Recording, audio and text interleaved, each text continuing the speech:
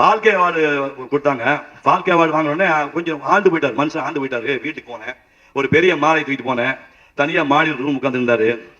உட்காந்து போனேன், அண்ணா மாலைண்ணே, நிறைய மாலை போட்டு தோல் ஓஞ்சி போச்சு, கீழே வச்சுட்டு போ அப்படின்னா. சரிங்க, நான் கீழே வச்சேன். ரொம்ப ஒரு உலகத்துல வேலைக்கு போய் வீட்டு உள்ளவங்க நெருங்க மாட்டேங்கிறாங்க, வெளியாலும் போய் பார்க்க மாட்டேங்கிறாங்க, ஒடுங்கி போய் உட்காந்துருக்காரு. சந்தோஷப்பட்டு போய் கீழே போய் உட்காந்தேன். சேர் உட்காரா பரவாயில்ல அப்படின்னு கீழே உட்காந்து வேலைக்கார மாதிரி தொடையில கை வச்சேன். தொடைய வச்சு உட்காந்தேன். நாங்க சிவாஜி ரசிகர் தெரியுமா அப்படின்னா. அப்படின்னா அவர் எவ்வளவு பெரிய ஆள் தெரியுமா?